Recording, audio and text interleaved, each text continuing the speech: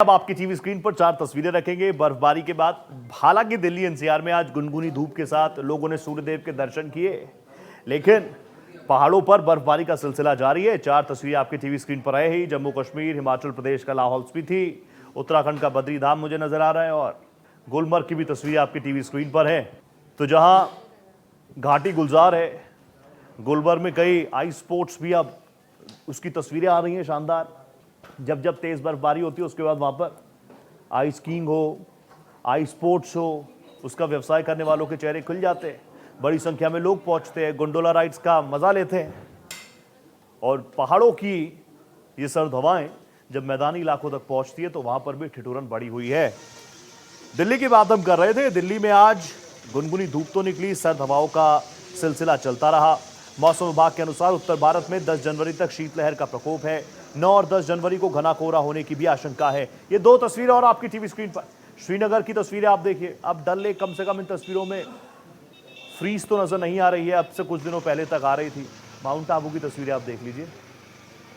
सुबह सुबह लोग आ रहे हैं तो गाड़ियों के ऊपर दिल्ली एनसीआर में अगर फॉग रहता है, पाला पड़ा रहता है, तो माउंट आबू में बर्फ जम गई है। विंड स्क्रीन पर, छत पर अलाव जगह जगह जल रहे हैं। Currently, a western disturbance has just passed over North India, and following the western disturbance, we had very strong northwesterly winds. But because of that, there was a layer of fog initially, and that fog prevented temperatures from falling. Today what has happened is, yesterday there was a very strong northwesterly wind, and because of that throughout North India fog conditions have significantly reduced today morning compared to yesterday. तो हमने आपको IMD को भी सुना है, वो कह रहे हैं थोड़ा सतर्क रहिए। मेरे साथ मेरे सहयोगी आशीष जुड़े हुए हैं देवभूमि से, हरिद्वार से मेरे साथ इस वक्त लाइव जुड़े हुए हैं। आशीष, मैं आपसे जानना चाहूंगा, उत्तराखंड की पहाड़ियों पर भी लगातार बर्फबारी की शानदार तस्वीरें आ रही हैं, आईएमडी क्या कुछ कह रहा है? जी देखिए, बिल्कुल सबसे पहले तो मैं आपको वीडियो दिखाना चाहूंगा कि बिल्कुल जो सड़कें हैं वो पूरी तरह से सुनसान हैं। और बात अगर हरिद्वार की करें, जहां पहाड़ों पे भयंकर इस समय बर्फबारी है, वहीं मैदान में भी पूरी तरह से शीतलहर का प्रकोप है, जिसके चलते लोग अलाव का सहारा तो ले रहे हैं, लेकिन शाम होते ही जो गंगा घाट काफी श्रद्धालुओं से भरे होते थे वो पूरी तरह से यहाँ खाली हो चुके हैं। और सबसे बड़ी बात है कि जो ठंड का जो कहर है वो पूरी तरह से दिखाई दे रहा है। सुबह जहाँ काफी कोहरा रहता है यहाँ पर, वहीं देर रात शाम होते ही जो है लोग घरों में दुबकने को मजबूर हो जाते हैं।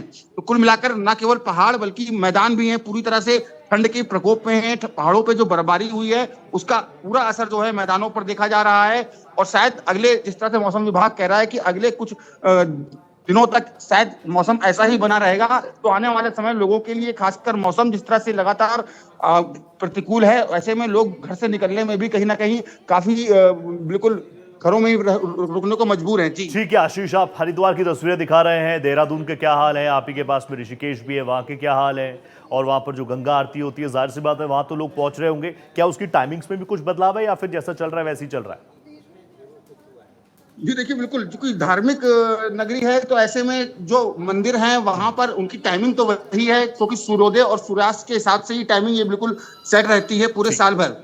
लेकिन जो श्रद्धालु हैं उनकी यहाँ पर पहुंचने में खासी कमी आई है, और जो खासकर जो घाटों पर जो रौनक होती थी वो बिल्कुल तरह से यहाँ पूरी तरह से यहाँ पर गायब है।